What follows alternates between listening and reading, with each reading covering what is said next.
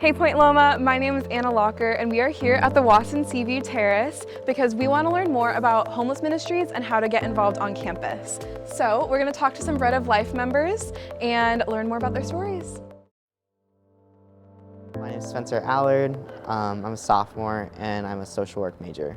I'm Laura Mayhew. I am a sophomore applied health science major. My name is Cambria Grant. I'm a sophomore here at Point Loma. I'm a psychology major. My name is Ella. I am a sophomore social work major and I am a Bread of Life homeless ministry leader. What is Homeless Ministries and how did you get involved? Homeless Ministries is a part of Community Ministries, and I went to my dorm and I saw a QR code and I needed something to do, and I'm like, I'll try it out. So I signed up and I went, and it was probably one of the best experiences I've had at Point Loma. We bring sandwich baggies with sandwiches, some snacks, water and coffee, and we get to meet a lot of amazing people downtown and just serve them and go around these blocks. Why do you continue participating in the ministry?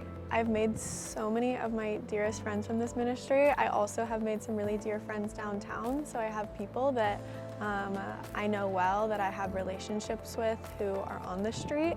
And so for me, I think that if I just didn't come back, I would feel like in a way that I was also kind of betraying that relationship, because like these people are my friends at this point. I've had multiple times where I've kind of been hesitant to go down, feeling like I have too much to get done, lots of homework, other things I could be doing, but every time I choose to go, I'm always so glad I did. There's never a time I've come back thinking I should have done something else with my time. What has been the most impactful thing that's happened or story that you've experienced while in the ministry? I've had a lot of really crazy stories. The first one was when I have a friend down there, her name is Garrett.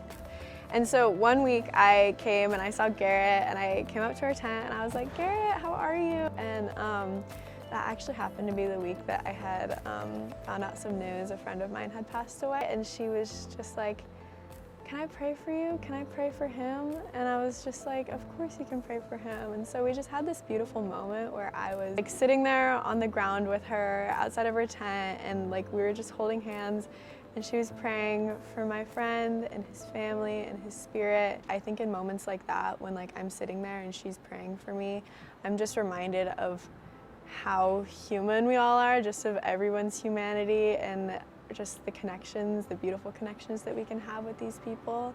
And so that was just like such an impactful moment for me. The most impactful thing was we met this young couple and they were about our age, and it was really just like super like eye-opening to see someone just my age on the streets, and how they were like, thank you so much for doing this, because like if you hadn't come out we wouldn't have been able to eat this week. And I was just like, to me it's just an activity to go do, but I don't see it that way. But now that I go, I'm like, I need to make sure I do this. I need to make sure, because like hearing that story and how like they got like kicked out of their house and they had like nothing, and they're just like building their way back up, and how our going to see them makes their day is just such an inspiration to just like do better and be better. I just would love to point out that there are so many like small victories that we get to celebrate with the people living downtown, which is so great to see, and it's so cool to kind of see the same people week after week and get to be a part of their stories, but it's also very heartbreaking. It's just like a very real part of the experience. People downtown, it's just very rare for them to feel heard and listened to. So just to be able to provide a listening ear beyond like the actual goods that we're providing is just so huge. I just love them so much, and I think that I want to like share their stories so that people can know that like these are real people, and these people like are just so lovable. So I just love it, and it's just such a bright spot in my week. I brought so much fulfillment from it. What does it look like for somebody that wants to get involved? There is a few steps to this. So there's a sign-up sheet that you do have to fill out for ministries in general.